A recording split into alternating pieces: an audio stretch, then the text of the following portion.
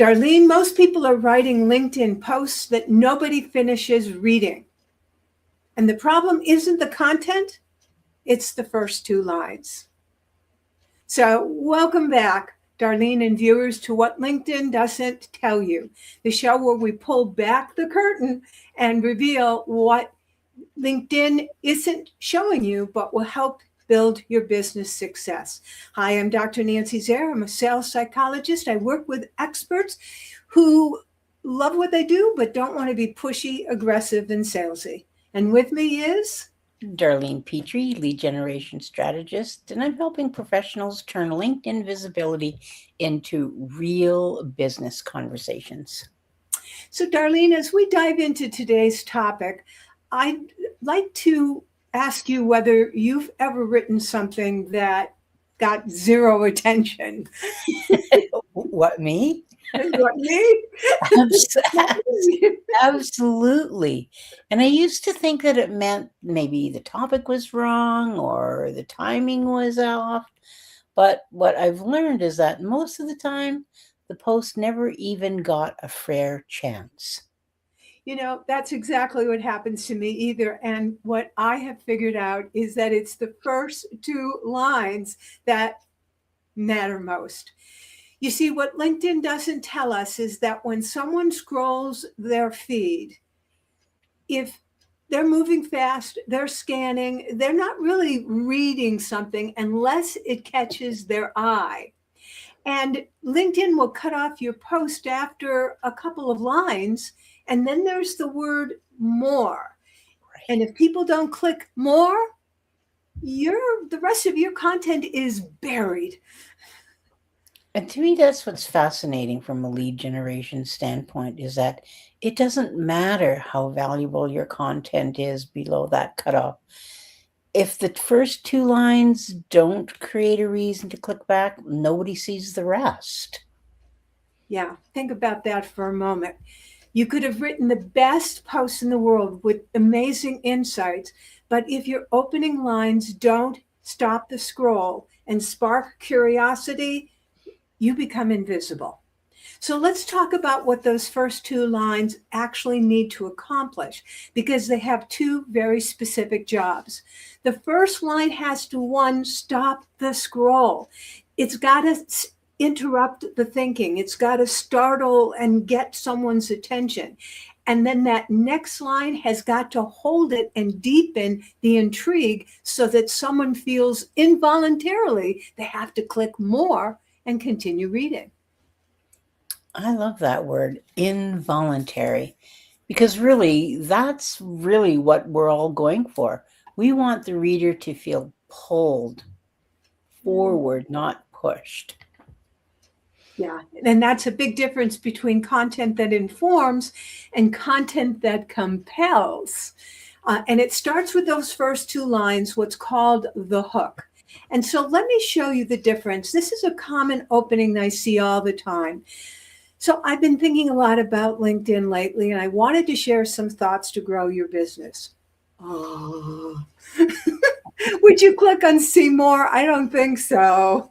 No, honestly, no, because it tells me what's coming and gives me no reason to stay. Yeah, and now I'm going to rewrite it. And let's use that two hook structure. I posted every day for 30 days and I lost followers. What? Now, did that stop the scroll? That would stop the scroll. Absolutely, it would. Because it's counterintuitive. It challenges what most people believe about consistency and results. Yeah. And the second line creates intrigue that makes you want to continue reading, and hence you click that more button. Darlene, from your work with clients as a lead generation strategist, what do you notice about posts that actually start conversations versus the ones that kind of fade away and disappear? Well, typically the posts that generate real conversation almost always open with something that feels personal or provocative. Not in an aggressive way, but there's something that makes the reader feel like the writer is speaking directly to them.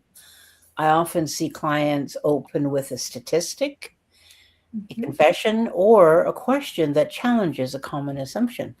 Those three approaches tend to perform consistently much better. What rarely works is starting with, in today's world, or as a business owner. Those phrases signal generic content before the reader even gets to the idea. A generic opening actually is giving permission for the viewer to just keep on scrolling because there's nothing there that captures their attention. So this week I did a survey. I did a poll, and the poll is what stops your scroll? And I gave three possibilities, options, and including, choose a fourth, fill in the blank. And here were the three options: a bold, contrarian statement, a surprising fact or statistic, and the last one, a thought provoking question. And if you're listening right now, I want you to think, which one would you answer? Which do you think got the most votes? So, drum roll, please. Whoops, I'm shaking the table. And the winner is a I surprising. always like the thought-provoking questions. Well, it turned out it was a surprising fact or statistic. And actually that surprised me, I have to say. But does this coincide with your experience? Well, I think that I do like them, and a surprising fact or statistic. I do see that a lot. And when I'm checking it out, it is because I like to check things out, and it's usually true. So it really makes sense that would win because people want to know information. They don't want to. Maybe they can't give the information, but they certainly want to know the information. I too find that my number part of me and my research scientist hat, goes on, and so I like to read those. But let's examine from maybe a psychological standpoint why these three types of hooks stop the scroll. You see, our brains are wired to resolve tension. And when you introduce something that's unexpected or incomplete, the brain wants to close what's called that open loop. Researchers call it the Ziggurat effect. We remember and pursue things that are incomplete, and we let go of the things that are completed and finished. So a successful hook creates an open loop. And that first line is the where you launch it, and the second line is where you continue to pull and tighten so that it feels unresolved, and hence that reader is compelled to click more. It's like almost a knee-jerk reflexive reaction. That kind of reframes everything, doesn't it? You're not trying to trick people. You're working with how the human attention actually functions. Yeah, and when your content delivers on the promise of that open hook, you build trust. Well, people come back, they start to see that you're someone to pay attention to.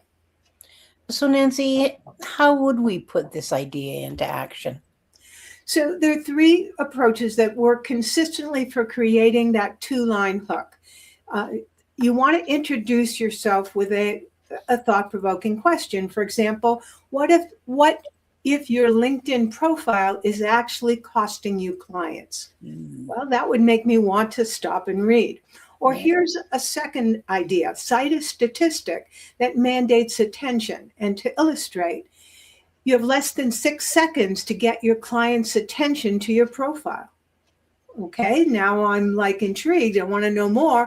Or finally, number three, you can make a counterintuitive or contrarian statement. Say something that challenges a popular belief. For example, don't treat your LinkedIn profile as a job resume. Those are great ideas. And I noticed that none of those openings are about the writer. They're about the reader's experience, their frustration, their situation. In every case, what stops the scroll is relevance. Oh, that is such a common factor. And we've kind of talked about that in some of our previous episodes. Mhm. So that's an important point. The hook isn't a headline about what you want to say, it's a mirror that reflects back what the reader is already feeling and experiencing. So, any big takeaways from today, Darlene? Yes, and that would be before you hit publish on your next post, ask yourself 2 questions. Does line 1 stop someone from mid scroll? And does line 2 make clicking more feel necessary? Okay, good advice. If your answer to either is no, time to rewrite your hooks. And if you want help making sure that once people do click through and land on your profile, that they stay. That's exactly what we work on together. That's true. And we're doing that in the LinkedIn Profile Lab, which is coming up in July. There's a waiting list. But if you would like to optimize your LinkedIn profile, which is the foundation and crucial to your success on LinkedIn, then put the word lab in the comments and we'll make sure to get you on our waiting list. Any thoughts before we close? Just this. Your first 2 lines are a crucial decision point. Treat them that way, and everything else gets easier. Easy peasy. Beautifully said.